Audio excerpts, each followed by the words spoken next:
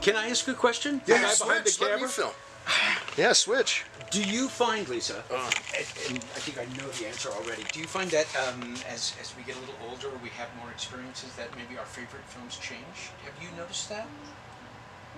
I haven't noticed that my favorite films changed as much, but I have noticed that I will all of a sudden see something that I did not appreciate the first time around, and this time, excuse me, oh my God, I completely get it, you know? Right.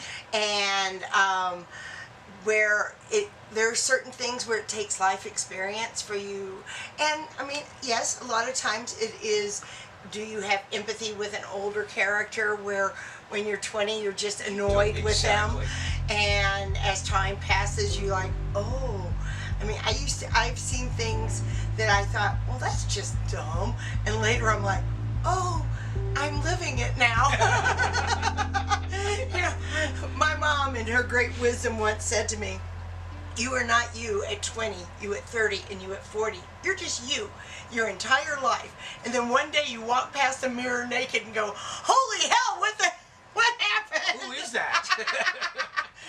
And, you know, so that, but it also mentally comes around too. You know, you all of a sudden, you have a lot more empathy and sympathy for maybe a single mother who's had some, you know, somebody walk out on them, where when you're 20 and you don't have 4 kids, you're worried about feeding, you know, or an elder person having to give up their life and go into an assisted living, or just, you know, all of these things that when you're young is fun, but you're not exactly thinking of what's going on with the rest of the world. You're thinking in your own head of like, what is this pertinent to me? Yeah. And then you find out that a whole lot of the world is having a lot going on that you need to grow up and understand a little more. You know, it's interesting. I think you can almost, or at least myself, can define stages of my life by what were my favorite films at that standpoint. And now I'd say for over the last decade, if not even longer, a film I always loved, and now it's Wild Strawberries. Oh, incredible. It's just for me, the go-to film. And I'm thinking, oh, it's because I'm an old pedant. I'm waiting for the dirt to be thrown over me, and it just has more meaning. Also, I realize there are certain things that I used to think were hysterically funny that have not aged well, like some of the 60s comedies, where you're just like, ooh, that used to be so funny, and now I just feel weird and creepy that I thought it was funny. Or people who love Breakfast at Tiffany's. I've never understood why people love that movie so much.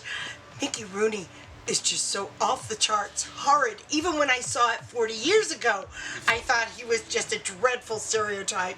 And in today's world, it's just like, can't do it. Yeah, not acceptable. So, I've always had a hard time with Vertigo. I know people, really like, but for me, it's so misogynistic. And, the fact that he undresses her and puts her into bed after saving her from the, it's like, that's so creepy.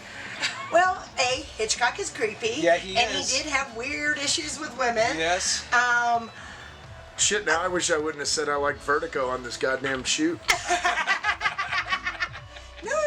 Oh, no,